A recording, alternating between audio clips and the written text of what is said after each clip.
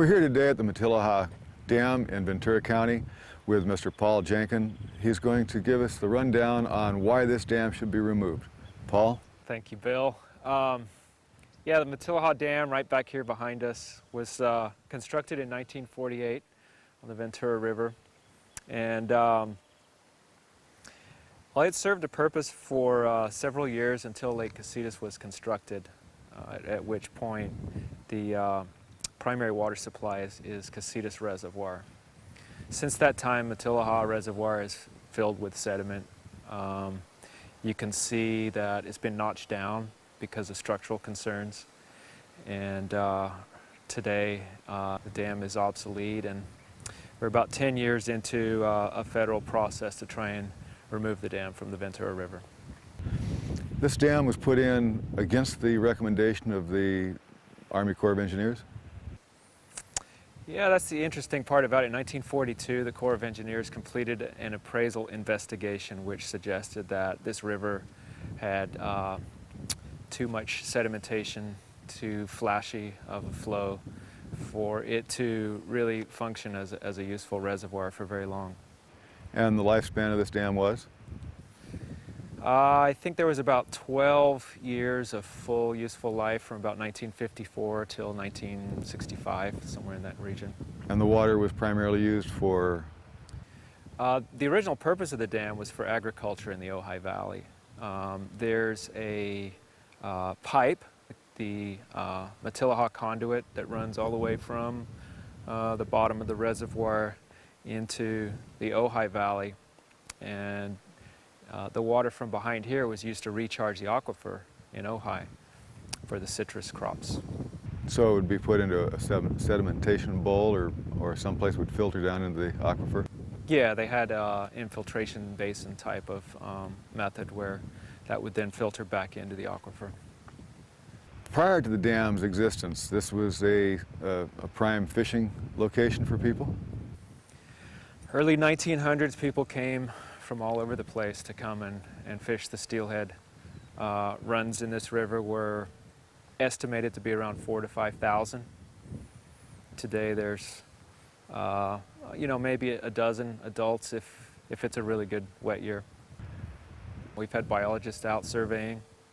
There have been several adults sighted in the lower river. But, the challenge for these fish is that the prime habitat's all upstream of this dam. It's up in the upper watershed in the areas that remain cool and clear throughout the summer months. The primary breeding grounds then is beyond this concrete plug.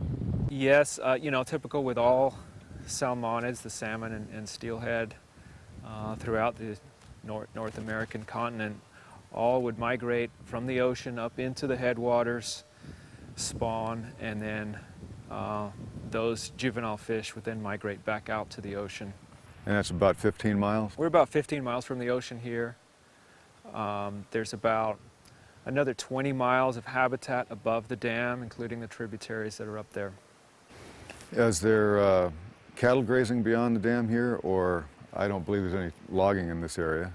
No, there's no grazing or logging or mining. There's no industrial activity. There's a few residential inholdings and some small sort of orchards up there. But for the most part, it's relatively untouched national forest land.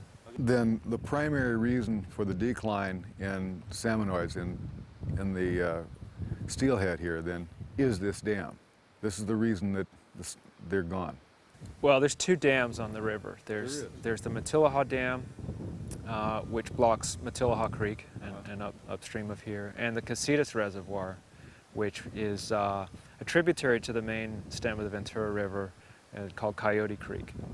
So between those two watersheds, sub-watersheds up here, Matilaha and Coyote Creek, that was the bulk of the steelhead habitat within the watershed. You're saying that you can come up here and sometimes see the adult fish returning, and that the numbers are very low. You said maybe a dozen? That seems awful low for a viable fish population, considering that they tell us that salmon require maybe 1 or 2 eggs out of 1,000 go out to the ocean and come back. And so I presume that's very similar with steelhead. It's that we know there's steelhead in this river. Have there ever been any salmon here? Historically, there were runs of Chinook salmon up this river. Chinook. And that's been probably 1920 since they were gone. You know, the difference between the steelhead and the salmon is that the steelhead have a very resilient sort of life history cycle. They are able to, well, first of all, they're able to return and spawn multiple times, unlike salmon. The other thing, especially with the southern steelhead here, is that many of the fish can remain resident as resident rainbow trout. So we can have native rainbow trout up here that can spawn and reproduce and maintain a population up here in the headwaters. And that's the only reason we still have steelhead in Southern California, is because of these resident fish, that a few of them still make out to the ocean, and a few of them come back. Even when the steelhead were running back in the 20s, people would come from far and wide, and there was a lot of fish taken out of the river. And so, you know, it was a viable resource, but, you know, as human populations increase, there's always increased pressure on the fisheries, of course. So the other rivers in Ventura County here, did they have any steelhead runs in them? Oh, absolutely. The Santa Clara River, just south of here, still has tremendous tributaries up Sespe Creek, real wilderness areas, just right over the ridge behind us over here.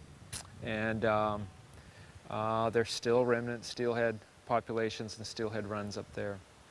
These steelhead runs, these Southern California warm water fish, I understand have a value in the future, possibly for restocking Northern California rivers.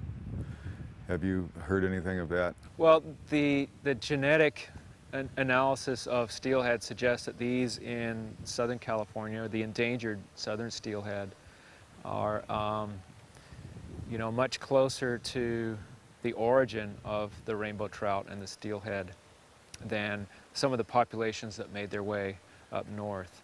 The fish that are down here, as you suggest, can tolerate a little bit higher water temperatures and obviously are much more resilient to potential climate change implications in the future. So when you've got fish that's evolved in the sort of flood and fire drought conditions here in Southern California, there's a real value to that genetic stock in the future. So we see the water overtopping the dam. Does this go on all year long? Well, typically the dam is operated as a run-of-the-river type of facility where what comes in above is released below, either through the pipe down at the bottom or spilling over the top like it does right now. This river doesn't run this volume all year long. No, we're in the wet season now, so we have a little bit higher flow than you would in the summer. Summertime flows above here could be less than 10 cubic feet per second. Right now it's only 30 or 40 cubic feet per second, so it's not a tremendous difference. The difference comes when it rains.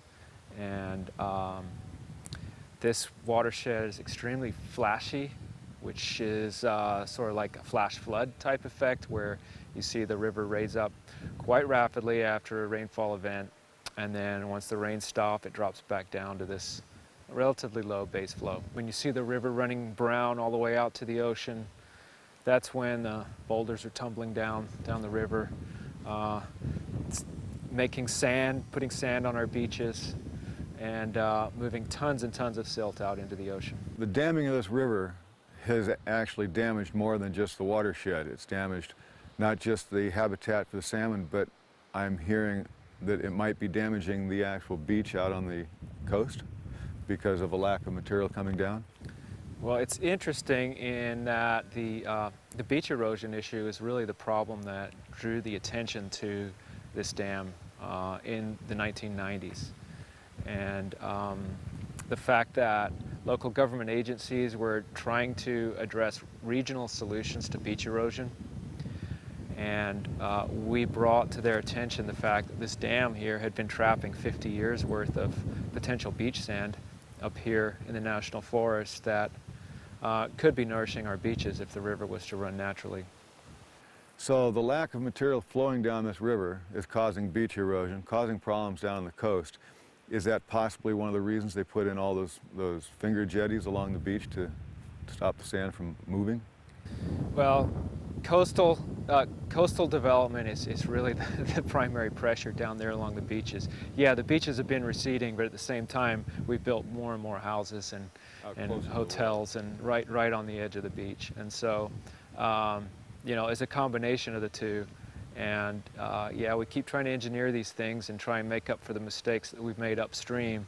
That's the idea with this. Go upstream, solve the problem at the source. How long of a period of time would it take, in your estimation, to remove this concrete plug out of this river? Well, actually removing the concrete, that's probably a year's worth of work. The problem with the dam is the sediment that's built up behind there. And that's where things begin to get complicated when you've got development downstream, water infrastructure downstream, and you can't just remove the concrete. If one went behind there and the water was all gone, how far up is the sediment built up on the dam? Well, the top rim of the dam there is about 165 feet above the creek elevation. The original height was 200, so we had a 200-foot high dam. It's been notched down about 35 feet. And if you went behind there, it's probably about 150 feet deep, directly behind the dam. There's less than 15 feet of water right behind the dam there. It's a kiddie pool. I have photos when the dam was drained in recent years. The reservoir was drained, and you can see the silt that's built up behind there. It's extremely shallow. So what we have behind there is actually 6 million cubic yards of sediment. And, you know, we call it like the sediment wedge, to where, you know, obviously it's deepest directly behind the dam, about 150 feet deep. And then as you go upstream, a mile upstream, you've got sediment that's been accumulating back behind there. And as you move upstream, it gets coarser to where it's more like river rock and cobble and sand further upstream. Is there any market value to this larger material? I see there's a quarry just over the ridge here. If they were to drain this lake, this behind this dam, would there be any market value in the rock and sand and gravel that's stored up behind it? There's always market value to aggregate and sand like this. I think, you know, the key with this is that there is so much of it that putting it in trucks and taking it out of here is just, you know, there's already a community movement against additional trucks coming down Highway 33, so trucking it is not necessarily going to be the best option. With the, I understand the silt is high in organics, and that if it's dug up, since the organics are in a process of reduction, there'll be a strong odor from it once it's dug up and deposited. Is that a part of the problem with the communities that would be receiving this material, the odor? That's been part of the issue. You know, a big part of the problem is you know, where you're going to put it. So, you know, let's just back up for a minute, because if you're looking at sediment management with a dam removal project, there's really only 3 fundamental things you could do with it. You could pick it up and move it somewhere, like we're talking about. You could try and leave it in place or make it stay in place behind there and recreate a river channel through it. Or you could let the river naturally transport it downstream. So there have been dam removals, and there are dam removals planned, which would allow the river to do the work in either incremental notching, moving it dam down incrementally, and allowing storm flows to move the sediment back downstream and through the system. How many decades would they plan on that process? It depends on the river, and it depends on the dam, and it depends on, how much is back there. In the case of the feasibility study that was done for Matilaha Dam, they did investigate a 2-notch scenario, which would be taking half the dam out and then the other half. You would need probably a decade or at least one good 10-year flood event to move stuff out, and then you could go back in and notch it the rest of the way.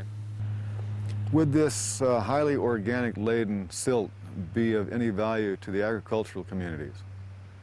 That's something that we looked at in the study also, and it certainly seems like it would be or should be. Again, the difficulty is if you were to try and put it on trucks, how far are you going to truck it to, and who's going to want that much of it? There's 2 million cubic yards of fine silt behind there. That's about 1,240 acre feet, which, if you can imagine, 1,240 acres would be a foot high. If you only got 20 acres, that's an awfully big pile of silt. There's about 2 million cubic yards of fine silt. This is the fine silt and clay. And an acre being 43,560 square feet, that makes quite a bit of cubic foot per acre. Yeah, we don't even talk about this in terms of cubic feet. We're talking cubic yards and acre feet. This is a large volume. To removing this material is that the people in the lower areas don't want to have the trucks coming through their community getting rid of the stuff. That's one of the major problems here. Well, the feasibility study looked at all possible alternatives for doing this. Trucking could be one way to do it, and just the overall environmental impact of doing that, not just the traffic, but what it takes to actually run these trucks. 1 million cubic yards, for example, is about one large truckload every 5 minutes, 24 hours a day, 365 days for a year. So we cut 2/3 of that out for nighttime periods, so we're talking about extending that out for another few years. Every dam in the world has this problem, and everybody's trying to figure out how to manage a reservoir that's silting in. And this dam in Japan, we were standing there just like we are today, talking about how they were going to manage this large, slowly becoming obsolete dam. And there was a truck coming by every 15 minutes. And they were literally trucking sand out to the beach, trucking it over 100 kilometers downstream. So what you're saying is that all dams in the world collect behind it more than just water. They collect sand, gravel, and debris of all kind. So in that light, it means that a dam has a limited lifespan because it's inevitable they're going to fill up with rock and gravel. The thing about rivers that's so interesting is that a river's not just a little channel that water flows in. A river is, it's really a living system, and a large part of that is almost like a conveyor belt for rock, sand, and gravel that moves downstream every time it floods. And, these obviously serve as fishways, nutrients, everything that makes its way up and down the watershed depends on having a free-flowing river. So you do this to a river, it's like a clogged artery. You're fundamentally altering the ability of the ecosystem to function in the way that it was meant to do. Giving the river a heart attack, huh? Here's cardiac arrest in the process right here. What, in the future, what role would the Army Corps of Engineers play here? Well, the Army Corps of Engineers is the lead federal agency for the feasibility study that was completed in 2004. Would they be involved in the removal, or would that be private contractors? Well, the Army Corps doesn't drive trucks. Everything would be contracted out to somebody, yeah. So the Corps is basically just an engineering firm? Yeah, they're a federal planning agency, basically, yeah. And in the past, because of all the dams they've put in, they've been known as the river killers. Has there been a change of heart on the federal side as far as the Army Corps of Engineers' role in damming up rivers in California? Would you be able to comment to that? You got to realize that dams like this, for the most part, were built prior to the Clean Water Act in 1972, and there was really very little environmental oversight that went into the planning for these types of structures. Any new dam that's planned or considered has to include the potential cost for decommissioning it in the future. And when you're looking at a dam like this that costs about $1 million to build, there's probably been about $20 million spent now on planning for removal for what is potentially going to be upwards of a $200 million project. For the benefit of the people yesterday, the children and grandchildren today are stuck with the bill of removing this. And in this case, there was very limited benefit. It lasted all of 17 years. Yeah, we got less than 15 years real useful life out of this thing. And yeah, it's going to take most of my life to try and envision and get this dam removed. Now we remove this dam. Let's say we could just magically take it out of there. Now we got this huge plug of debris behind it. In my reading, I understand that one of the concepts is channelization. And in my mind, channelization means the LA River, the Pacoima Wash. Is that what they have in mind here? The idea of creating a channel back up through the reservoir sediments that was approved in the feasibility study was intended to be a temporary channel. In other words, what it would do is give the river a starting point that would be allowed to evolve over time, so that we wouldn't be trying to keep it in the channel. We'd be allowing it to migrate through the canyon. And in large flood events, you would be able to see some of the sediment that would remain back there move downstream. And that's the problem. If this material begins to move down the stream, it's going to impact on Lake Casitas. A couple miles downstream of here is the Robles Diversion, which is a small 15-foot high dam that blocks the main stem of the Ventura River for the purpose of diverting water through a canal over to Lake Casitas. And Lake Casitas, which provides water for the city of Ojai and the city of Ventura, is the primary water supply for that population. And about half of the water that enters the lake comes from the Robles Diversion, which comes down from the Tillahaw Creek here. The real problem here then is the possibility that this light silt material could sweep down the river and then begin to impact Lake Casitas. Yeah, the Casitas Water District has two main concerns with the removal of this dam. You know, the first is that the coarse sediments, the large cobble and gravel that would be coming downstream, would end up filling up the small pool that they create with their diversion and limit their ability to divert water. The other thing is the fine sediments, which just the suspended sediments that make the river look muddy when it's flooding,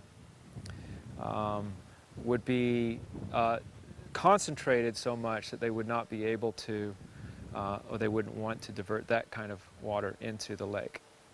The fine sediments, the silt, it can be carried in the water and stay in suspension for several days.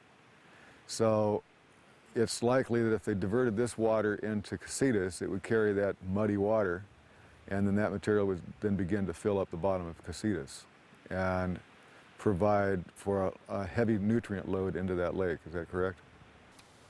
Yeah, that's That's the main concern with the fine sediments, is that there is organic matter that's obviously accumulated in the fine sediments behind here, as well as the actual volume of silt that would end up filling up Lake Casitas just like this reservoir filled up. The plan that came out of feasibility included a couple of different engineering measures in order to account for this. The first of which is a high-flow sediment bypass for the Robles diversion. And basically what that is a new set of floodgates that could be opened during a large flood event in order to let all that sand, gravel, and cobble pass through and pass downstream. That's actually essential to the project because one of the goals of the project is to restore the natural processes and the natural sediment transport. So without letting it flow through the Robles diversion, the project would not be able to attain those goals. The other thing was a desilting basin. This idea of having a settling basin constructed somewhere along the diversion canal so that the water would go into a basin where the fine sediments can settle out before the water enters Lake Casitas in order to separate the fine sediments from that water. So the feasibility plan was intended to account for these changes in the water supply. Is there much of a backlash from the Casitas Water District for diverting this water and letting it flow past instead of capturing it? Well, it's interesting because, as I explained, the river is so flashy that the Casitas Water District really has a limited window of opportunity every year to divert water into the lake. So, you know, the way they operate today is they try and grab everything that they can get until the lake is full. The lake's rarely full, so pretty much every storm event they're diverting water. Isn't that a threat to the fish, even if we get rid of this dam? It's a threat to the fish because downstream of Robles, the fish still have to somehow make it up the river to get to the fish ladder to get through. And NOAA Fisheries has implemented some measures with the operation of that fish ladder in order to ensure that there will be adequate flows for the fish to get upstream. Well, the Casitas Water District has documented several adults that have swam through the fish ladder. They actually have a little video camera monitoring device there so they can try and count the fish as they go through.